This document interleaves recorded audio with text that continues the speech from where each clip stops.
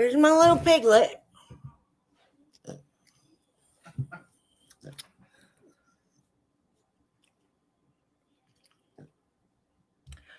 Can you tell them what you started doing, huh?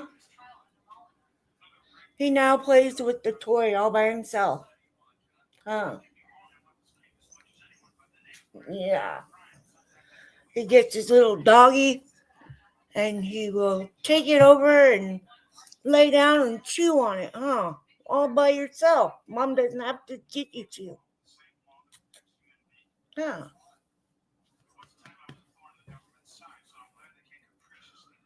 Let's go over here. Hello, Lily. Thank you for letting me know you can hear me and see me. And Ryder too, even though he ain't talking. He's getting a little more verbal. Huh. He doesn't bark very often. Well, he growls and he whines. Huh. He's a spoiled dog. He's just a spoiled dog. What are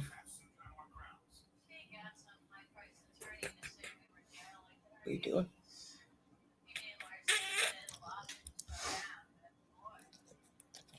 That's my ear. He's like, I didn't do nothing, Mom. Anyways, you're going to have to get down. You got to get down. You got to go see Dad. No, go see Dad. Go see Dad. He's still standing right there. Anyway, I'm Sandra, and I'm an alcoholic. Today is AA Day. As I'm tilting my phone with the Facebook on it.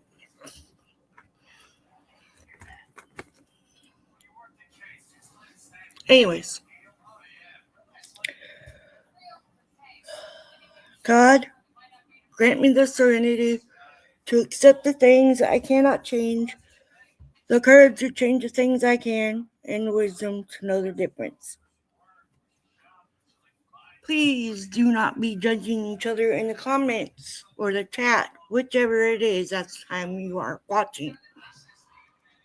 It is to help other alcoholics or friends or family members of alcoholics that just don't know where to turn, the right things to say or whatever.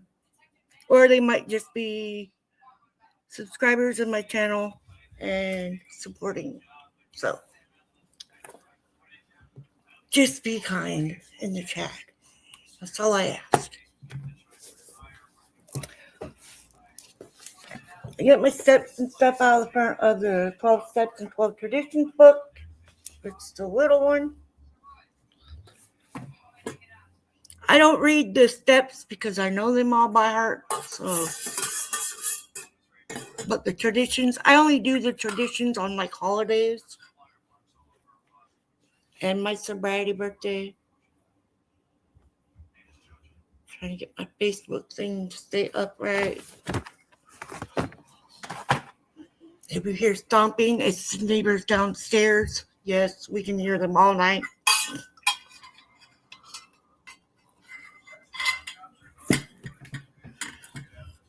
I'm battling this phone all night. All right.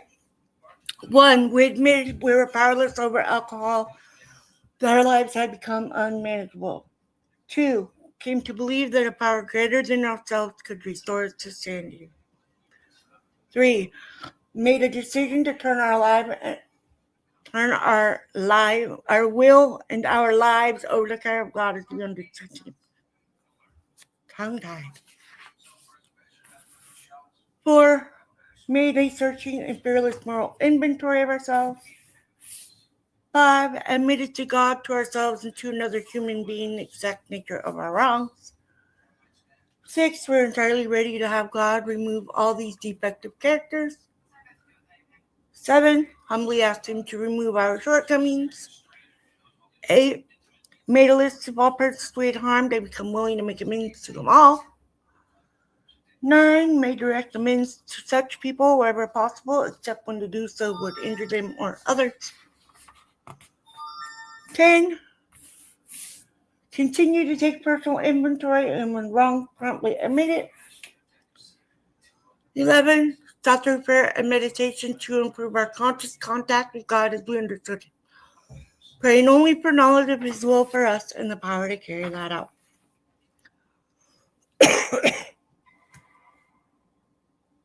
12. Having had a spiritual awakening as a result of these steps, we try to carry this message to alcoholics and to practice these principles in all our affairs.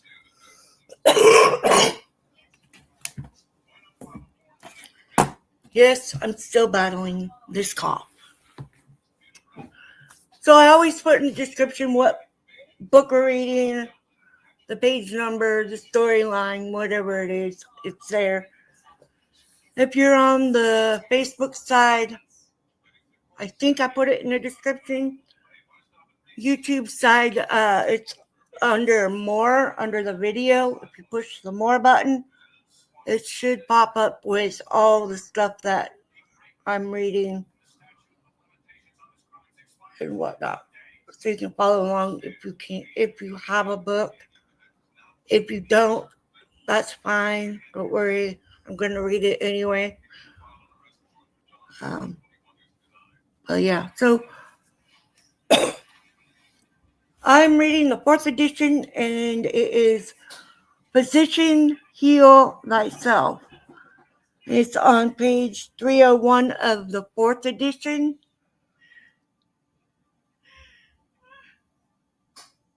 And I procrastinated all week again and didn't even check to see when the new one comes out, or if it's already out.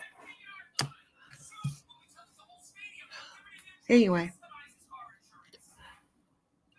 Physician, Heal Thyself.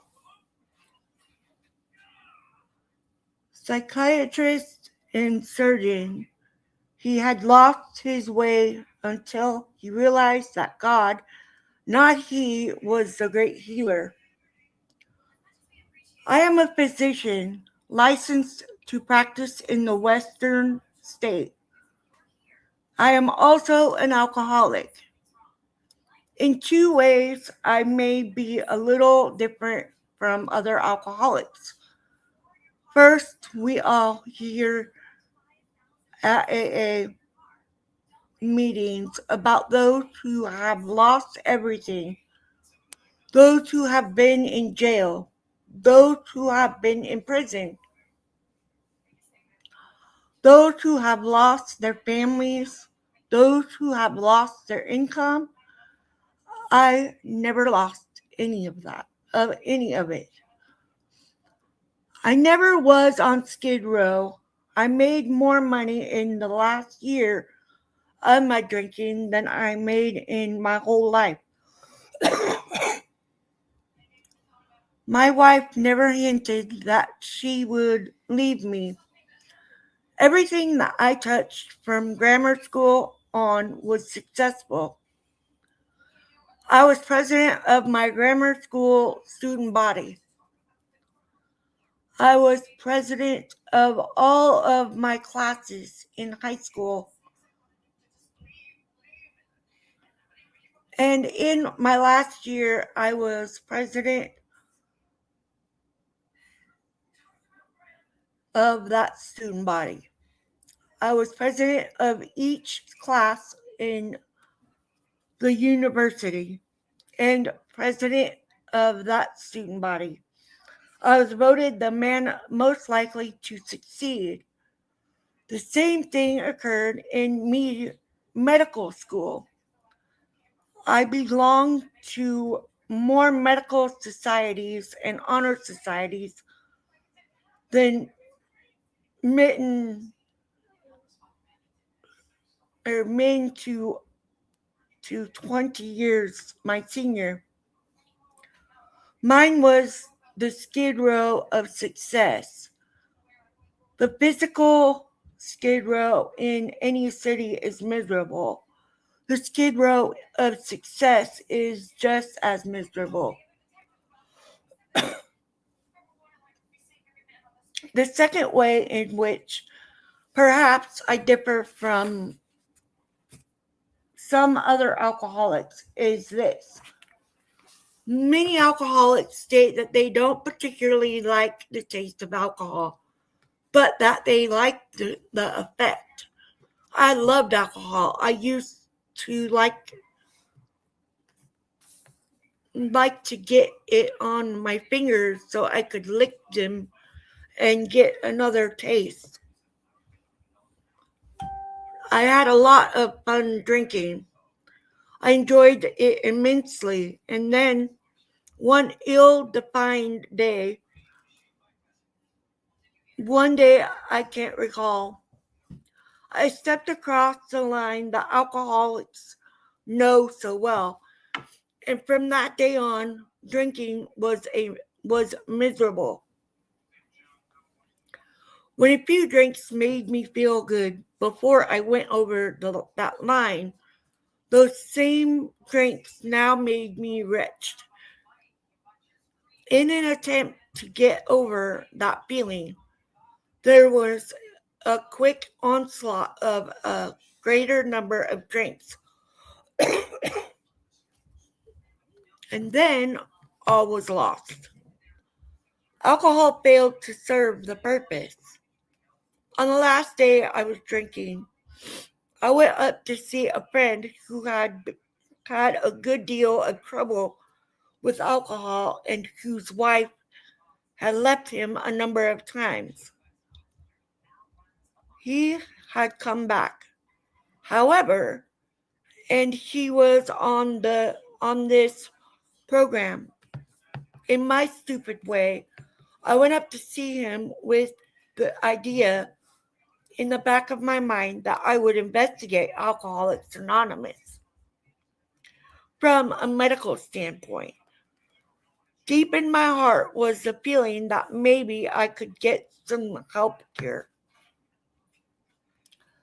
This friend gave me a pamphlet and I took it home and had my wife read it to me. There were two sentences in it that struck me. One said, "Don't feel that you are a martyr because you stopped drinking." And this hit me between the eyes. The second one said, "Don't feel that you stopped drinking for anyone other than yourself." And this hit me between the eyes.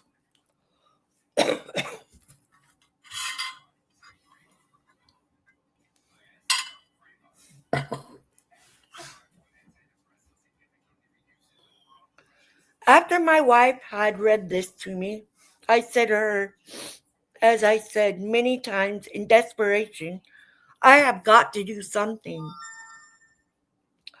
She's a good natured soul and said, "I wouldn't worry about it.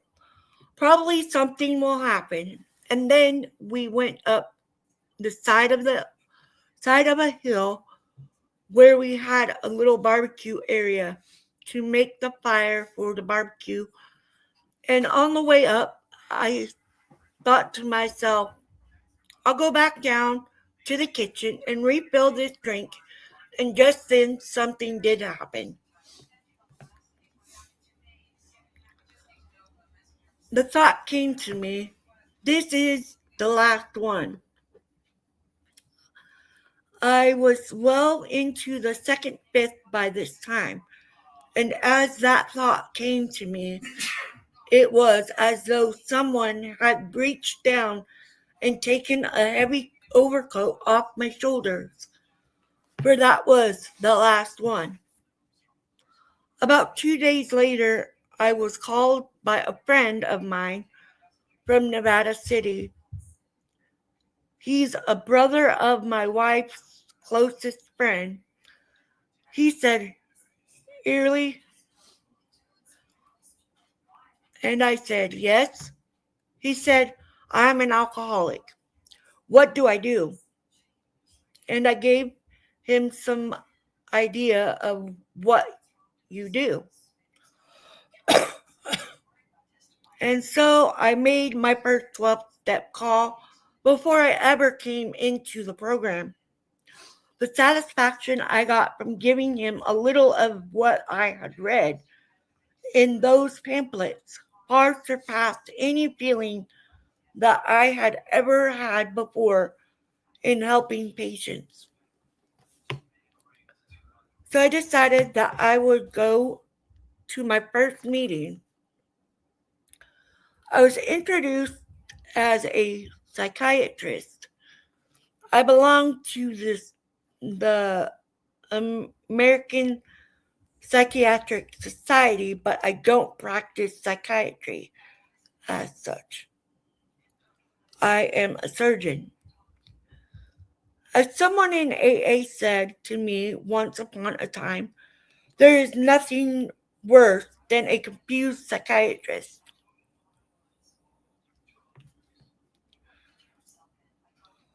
I will never forget the first meeting that I attended. There were 5 people present, including me.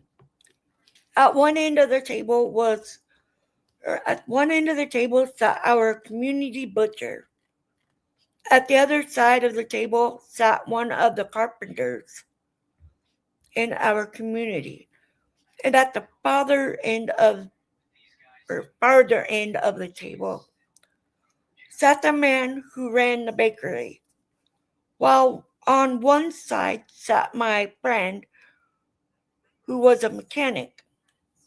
I recall as I walked into that meeting saying to myself, here I am, a fellow of the American College of Surgeons, a fellow of the International College of Surgeons, a diplomat of one of the great specialty boards in of these United States, a member of the American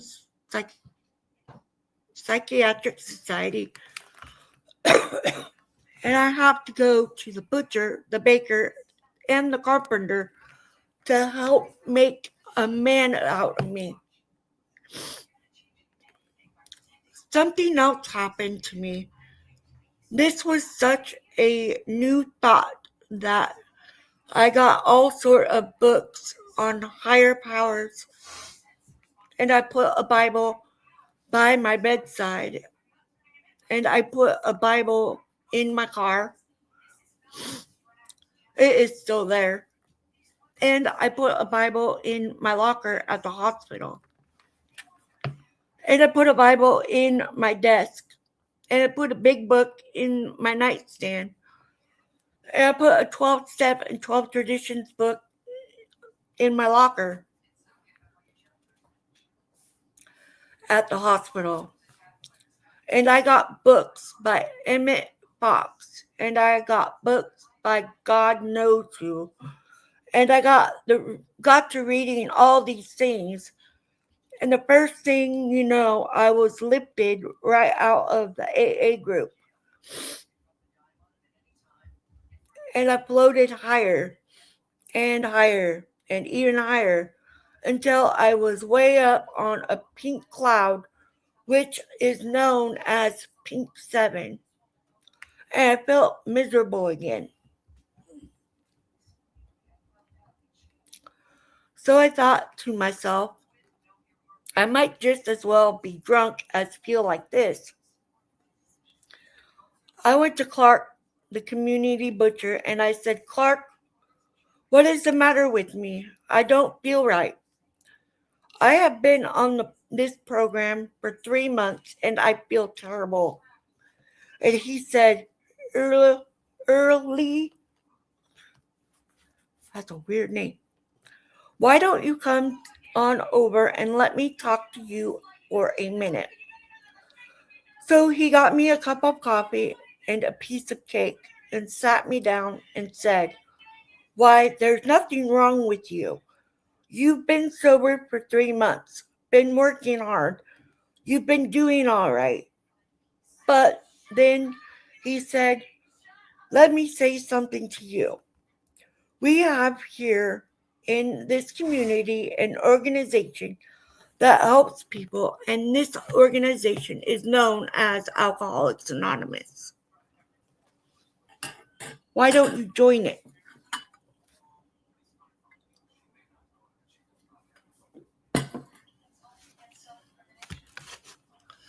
I said, what do you think I've been doing?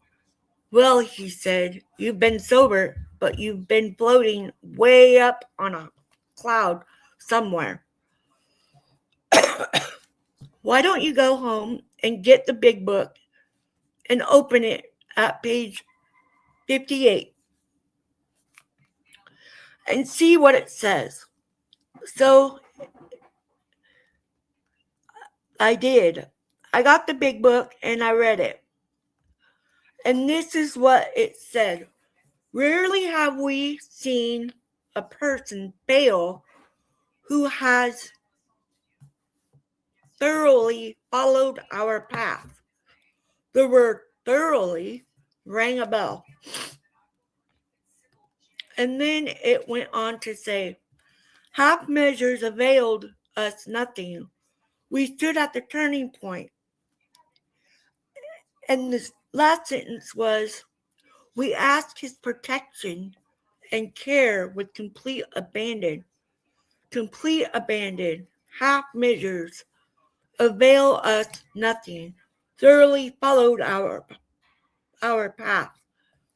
Completely give themselves to this simple program rang in my swelled head. Years earlier, I had gone into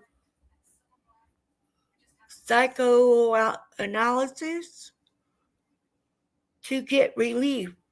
I spent 5.5 years in psychoanalysis. I don't know what the word is.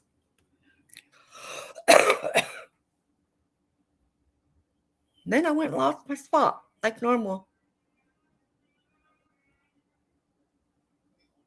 There it is.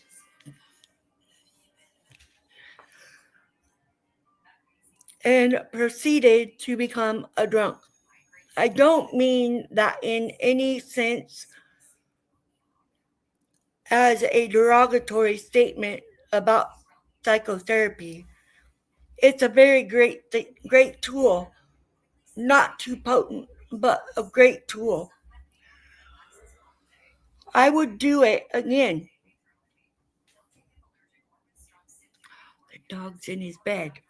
Yes.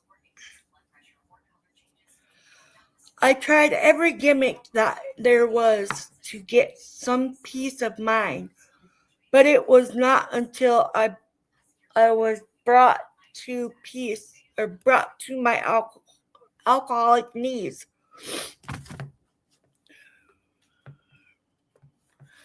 When I was brought to a group in my own community with the butcher, the baker, the carpenter, and the mechanic, who were able to give me the 12 steps, that I was finally given some semblance of an answer to the last half of the first step. So after taking the first step, or taking the first half of the first step, and very gingerly admitting to myself to Alcoholics Anonymous, something happened. And then I thought to myself, imagine an alcoholic admitting anything, but I made my admission just the same. The third step said, made a decision to turn our will and our lives over to the care of God as we understood Him. Now they asked us to make a decision. We've got to turn the whole business over to some joker we can't even see. And this chokes the alcoholic. Here he is powerless, unmanageable, in the grip of something bigger than he is. And he's got to turn the whole business over to someone else, it fills the alcoholic with rage. We are great people. We can handle anything. And so one gets to thinking to oneself, who is this God? Who is this fellow we are supposed to turn everything over to? What can he do for us that we can't do for ourselves? Well, I don't know who he is, but I've got my own idea. For myself, I have an absolute proof of the existence of God. I was sitting in my office one time after I had operated on a woman. It had been a long 4 or 5 hour operation, a large surgical procedure, and she was on her 9th or 10th post-operative day. She was doing fine. She was up and around. And that day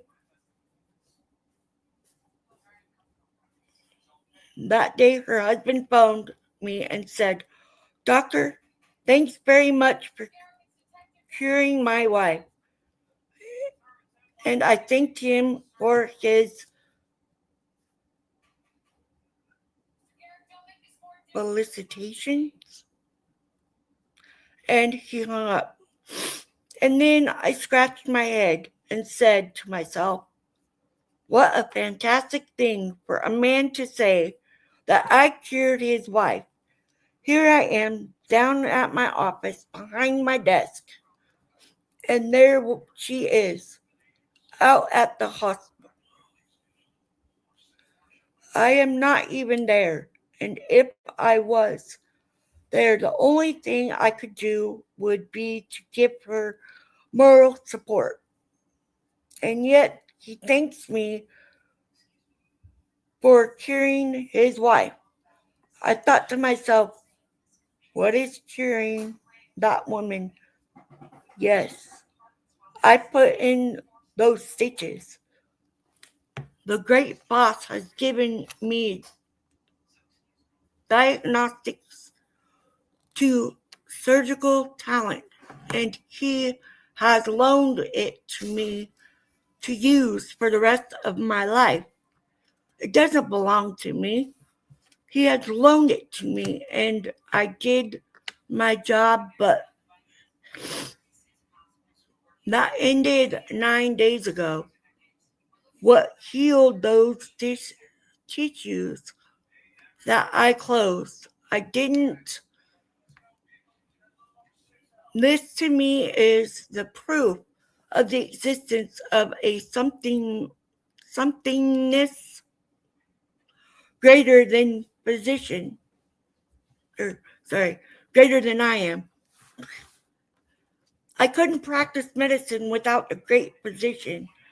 All I do in a very simple way is help him cure my patients.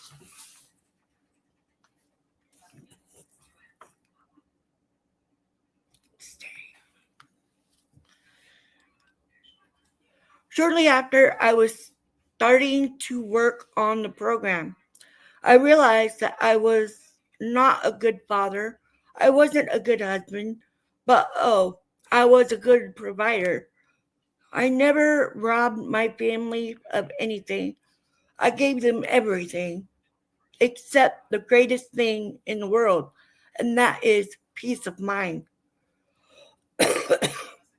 So I went to my wife and asked her if there wasn't something that she and I could do to somehow get together. And she turned on her heel and looked me squarely in the eye and said, "You don't care anything about my problem." And I could have smacked her, but I said to myself, grab on to your serenity. She left, and I sat down and crossed my hands and looked up and said, "For God's sake, help me." And then a silly, simple thought came to me. I didn't know anything about being a father. I didn't know how to come home and work weekends like other husbands. I didn't know how to entertain my family, but I remembered that every night after dinner, my wife would get up and do the dishes. Well, I would do the dishes. So I went to her and said, "There's only one thing I want in my whole life, and I don't want any accommodations. I don't want any credit. I don't want anything from you or gaining for the rest of your life, except one thing, and that is the opportunity to do anything you want always." And I would like to start off by doing the dishes. And now I am doing the darn dishes every night. Doctors have been notoriously unsuccessful in helping alcoholics. They have contributed fantastic amounts of time and work to our problem, but they aren't able, it seems, to arrest either your alcoholism or mine. And the clergy have tried hard to help us, but we haven't been helped. And the psychiatrist has had thousands of couches and has put you and me on them many, many times. But he hasn't helped us very much, though he had tried hard. And we owe the clergy and the doctor and the psychiatrist a deep debt of gratitude. But they haven't helped our alcoholism except in the rare few stances. But Alcoholics Anonymous has helped. What is this power that AA possesses? This curative power. I don't know what it is. I suppose the doctor might say this is psychomatic medicine. I suppose the psychiatric might say this is benevolent interpersonal relations. I suppose others would say this is a group philosophy. To me, it is God.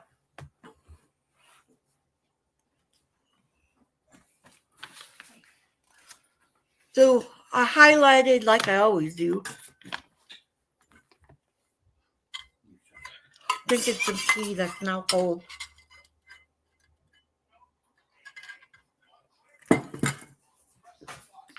With my phone again.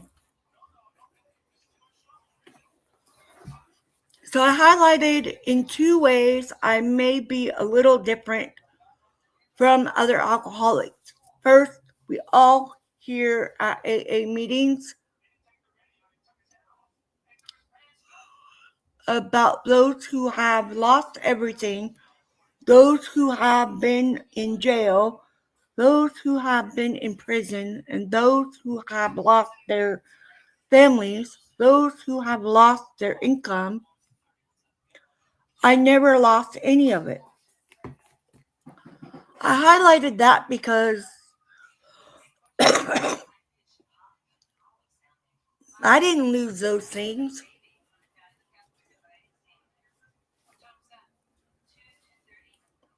I didn't lose them. I walked away from them. I didn't go to jail. I never went to prison, knock on wood. And before I became the alcoholic, I didn't work. So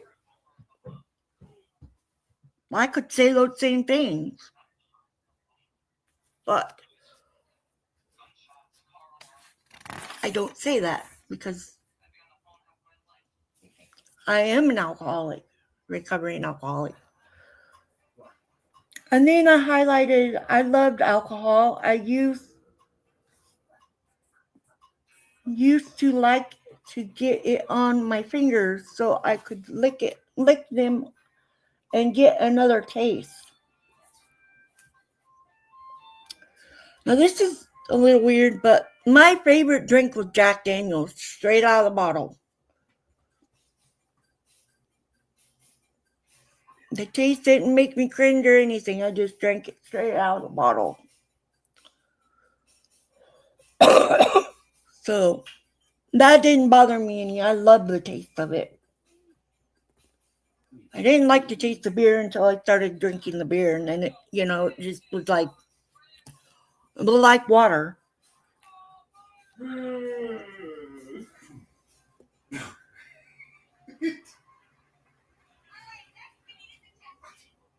Sorry if y'all can hear him over there. He's playing with the dog. I stepped across the line the alcoholics know so well, and from that day on, drinking was miserable. I crossed that line every time I would go on a binge, and my binges lasted for quite a while. But it would have those 2 or 3, maybe 4 days at the most, where I wouldn't drink anything. I'd just be laying there, and I'd have those shakes and stuff, and I didn't like that. So yes, I was a binge drinker. I drank a lot.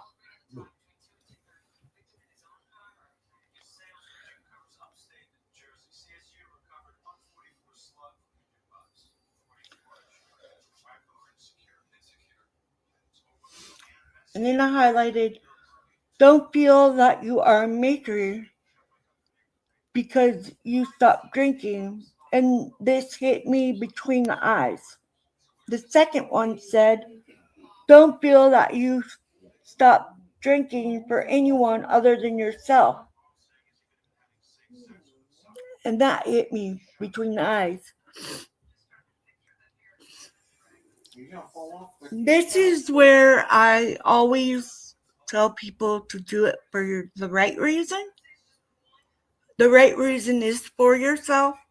Because if you go and try to do it for anyone else, it's not going to work. You have to be willing to work on yourself before you can help anyone or anything. And that's how it is. And when I decided to go to AA, yeah, I went for meeting my friend there. That was the sole purpose. But then I went to that meeting and I kept going. And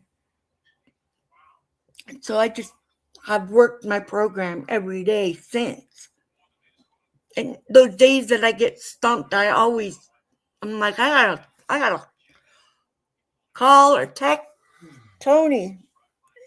And she's my sponsor. And if I can't get a hold of her, I've got my sister and I've got my other people in AA that I can call as well. Then I highlighted, the thought came to me, this is the last one. You can get down if you want to. Daddy ain't making you stay up here.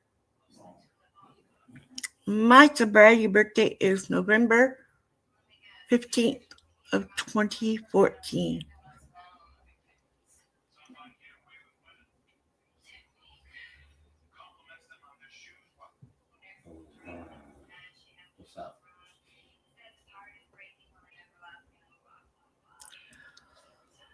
About 2 days later, I was called by a friend of mine from Nevada City.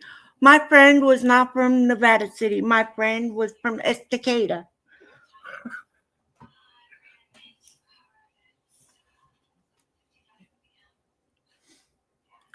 But that friend got me to go to that meeting. And that's what the important part is. My family knew I was an alcoholic, but none of my older friends knew that I was an alcoholic.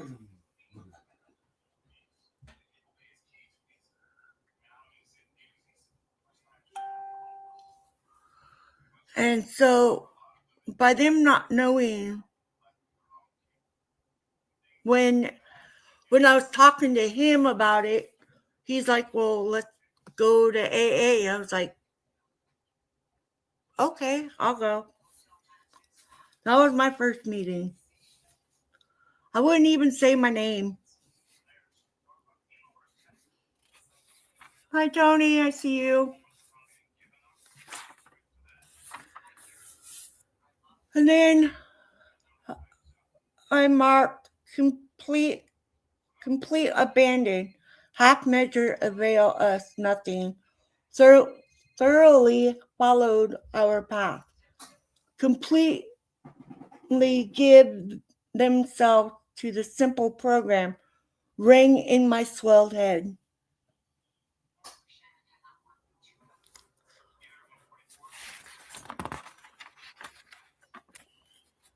Mm-hmm.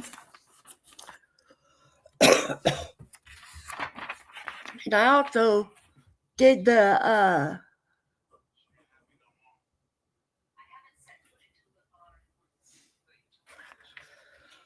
pink cloud. That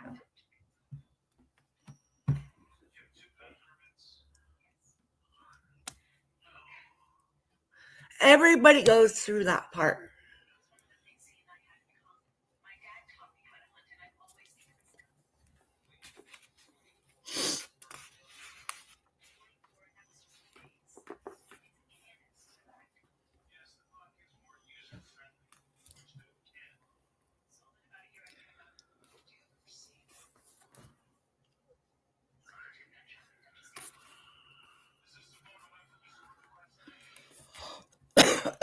So I tell you guys all the time that I don't have a problem saying that I'm a recovering alcoholic. So the other day at work, of course, one of my bosses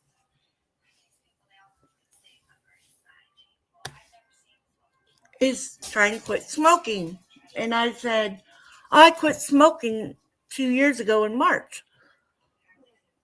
And because this whole conversation started over gum. She has a stack of gum. I was like, oh, okay, cool. And then the other boss was standing there, and I was like, oh, so she just trying to quit smoking. He's like, yeah. And then he goes, I quit smoking. How long was it? Like 7 years ago. I was like, well, cool. I just quit 2 years ago. And I said, but I quit drinking 11 years ago. And he goes, I quit drinking 7 months ago. And so by always saying that I'm a recovering alcoholic, I never know when somebody is going to be like, oh, now I know somebody I can relate to. And it's always great to know that you're not the only one. Sorry, Facebook, you're on the side. It's always nice to know that you're not the only one that suffers from this problem. I mean, obviously, I knew I wasn't because my father was an alcoholic. And so, but he never got sober. So I didn't know what it was like to be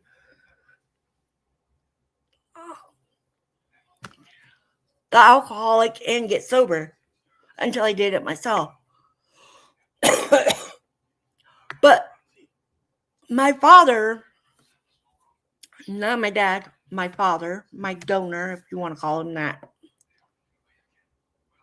he 1 year called and was talking to me, and he was bragging about how he got in trouble, got another DUI. And I wanted to reach through that phone and just clobber him up alongside the head, because my birthday was in 2 days, and a lady and her kids got hit by a car by a drunk driver 2 days before my birthday. And he called and was bragging about that. And he was drunk. It's like, you don't learn. But the saying is, not everybody gets it. Not everybody knows or is willing to put themselves through what we have to go through to stay sober, which is a simple program. It's simple. It's not that complicated. I mean, getting started isn't even that hard. It's not like you have to run a marathon just to get your steps done. You can work on your steps throughout the rest of your life. You don't have to go full speed ahead. You can if you want to, but you have to remember you have to work these every single day. And some people just go because they've been busted for drinking and driving. They have to do diversion, and that's all that they do. It doesn't sink in that this program can be a lifetime of sobriety. But us that do get it know that it is a lifetime if you work your steps.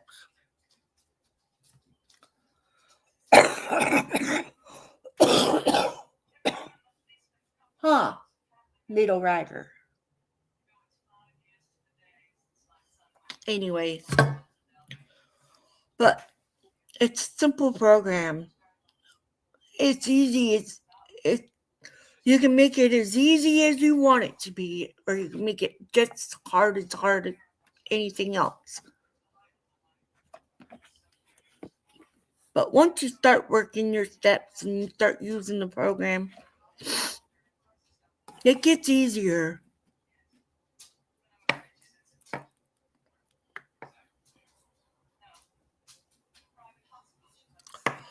Anyways, I'm going to go ahead and say the serenity prayer and get off here. Pray that this cough goes away. Tired of having this stupid cough. It's been lingering for 3 weeks. Why are you licking the floor, you weirdo? You want to come say goodbye? Come here.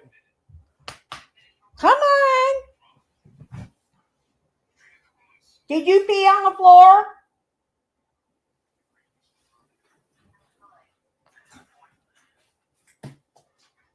Where? I didn't say you did. I said, did you? Oh. Come here. Say night-night, everybody. He ain't talking.